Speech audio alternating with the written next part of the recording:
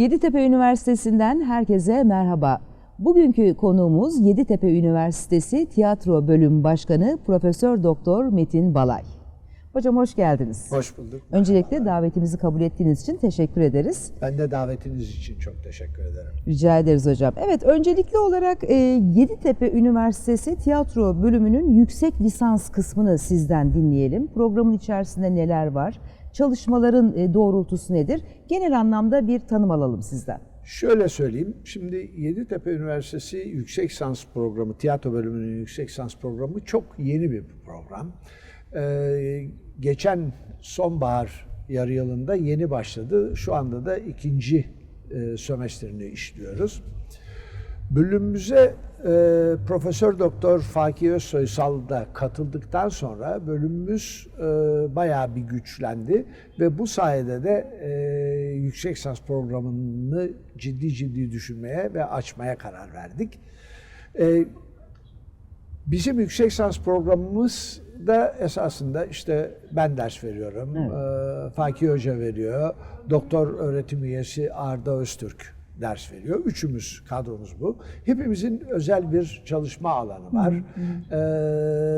Ben daha çok işte oyunculuk ve Bertolt Brecht'in üslubu üzerine çalışıyorum. Profesör Doktor Fakih Özsoysal toplumsal cinsiyet üzerine yıllardır çalışıyor. Bize de çok eskiden beri de ders verdi. Feminist eleştiri ve aynı zamanda postkolonyal çalışmaları var. Doktor öğretim üyesi Arda Öztürk ise politik tiyatro üzerine ciddi çalışmaları var. Aynı zamanda onun da toplumsal cinsiyet üzerine çalışmaları var. Bu bakımdan çok etkili bir bölüm olduk. Dolayısıyla bütün bunları şundan anlattım. Bizim yüksek lisans programımızın temeli iki noktadan gidiyor. Bir tanesi Türkiye'nin tiyatro tarihi üzerine bir çalışma yapıyoruz. Ve sadece değil, Türkiye'deki tiyatro çalışmaları, özellikle de son yıllarda 2000 sonrası üzerine bir takım çalışmalar yapıyoruz. Ayrıca bir de toplumsal cinsiyet merkezli araştırma ve çalışmalar yapıyoruz. Onu biraz açar mısınız hocam? Tabii. Toplumsal cinsiyet hepimizin bir biyolojik olarak bize verilen bir cinsiyet ya da o biçimde tanımladığımız bir cinsiyet var ama bunun dışında toplumsal cinsiyet aslında toplum içerisinde yüklendiğimiz toplumsal cinsiyet rolleriyle ortaya çıkan bir şey ve dolayısıyla çok fena halde bütün toplumsal ideolojinin en içselleştirilmiş hali olarak karşımıza çıkıyor. Biz de bunun üzerine hem özellikle tiyatro alanında, oyun metinleri konusunda ve aynı zamanda da oyunculuk konusunda çok önemli çalışmalar yürütüyoruz. Bir farkındalık yaratmak adına. Evet, hem bir farkındalık yaratmak hem de biz şöyle düşünüyoruz.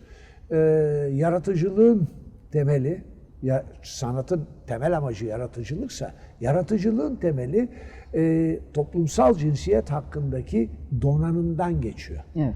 Böyle bir donanımınız yoksa klişeleri yeniden üretiyorsunuz. Olduğunuz yerde sayıyorsunuz bir anlamda, kaba tabirle. Ve esas olarak da bu konuda yani akademik bir çalışma yapmak niyetindeyseniz veya sanatsal bir çalışma yapmak niyetindeyseniz, yeni bir laf söyleme ihtiyacındaysanız bunu ancak ve ancak böyle bir toplumsal cinsiyet hakkındaki bir donanımla gerçekleştirebilirsiniz diyor. Biz dolayısıyla hem bunu yapıyoruz hem de bunun Türkiye'deki tiyatro yaşantısına, Türk tiyatrosuna yansımaları nelerdir? Bunun üzerinde duruyoruz. Peki bunun dışında yüksek lisansın araştırma ve çalışma alanları neler tam olarak?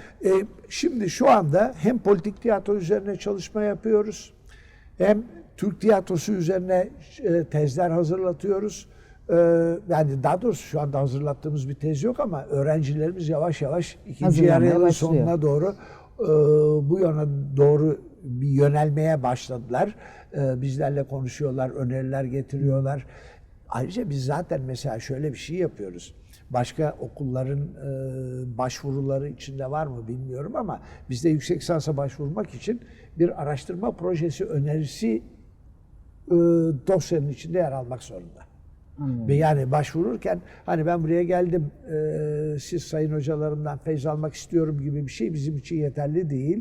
Biz yani lisansüstü bir çalışma yapmak isteyen adaya onu soruyoruz. Sen bu alanda yeni olarak neyi bulmak istiyorsun? Ne kadar donanımlı olduğunu da bu sayede zaten biraz anlayabiliyoruz. O yüzden de hepsi bu alanda çalışmak istedikleri için bizi tercih eden öğrenciler oldular.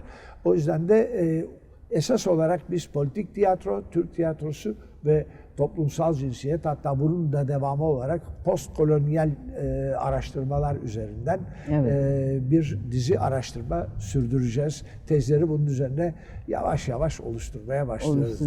Hocam politik tiyatroya takıldım. Hani Türkiye'de örneğini karşılığını bulmak isterken böyle cahilim mazur görün. Aklıma Levent Kırca geldi. Hani biraz politik üzerinden skeçler yazardı. O tarz bir şeyden bahsediyoruz. Tam öyle bir şey değil. Şöyle söyleyeyim. Politik tiyatro konusunda işte dünyaca ünlü usta Dario Fo'nun güzel bir lafı var. Diyor ki sonuç olarak her tiyatro politiktir. Yani isterseniz, ama Levent Kırca'nın örneği birazcık daha güncel politika, yani reel politikayı takip eden. Peki sizin tarif ettiğiniz üzerinden Türk tiyatrosunda karşılığı olan biri var mı? Tabii. Yani şöyle söyleyeyim. Mesela bizim politik tiyatro konusunda yıllardır, hatta şu anda 80'li yaşlarında işte mesela Genco Erkal var. Ondan önce yani bizzat ben de öyle bir geleneğin içinden geliyorum. Mesela Ankara Sanat Tiyatrosu var, Dostlar Tiyatrosu var, Ankara Birlik Tiyatrosu var. Türkiye'de politik tiyatronun çok uzun bir geçmişi var. Yeni de bir sürü yeni genç insan, genç topluluk.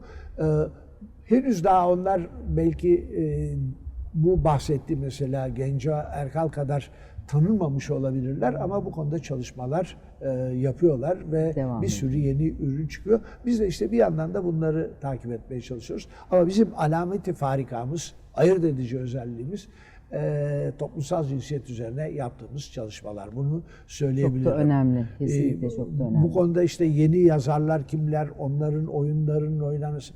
Hatta şu andaki yüksek lisans öğrencilerimizden bir tanesi mesela bu anlamda bir feminist oyunla İstanbul Kültür Sanat Vakfı'nın geçen tiyatro festivaline kabul edildi ve orada o oyununu oynadı. Ne büyük gurur sizler için de. Çok büyük gurur oldu.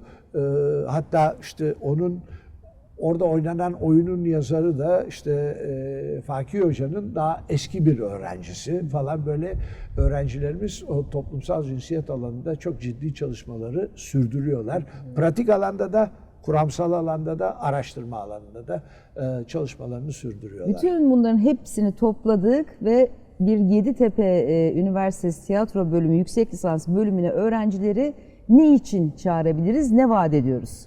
Şimdi biz şöyle söyleyebilirim, biz yaratıcılık için çağırıyoruz. Çünkü yaratıcılığın az önce bahsettiğim gibi toplumsal ideolojiyle ciddi bir biçimde yüzleşmeden olabileceğini düşünmüyoruz. Toplumsal ideolojinin de en kristalize olmuş yerinin toplumsal cinsiyet olduğunu düşünüyoruz.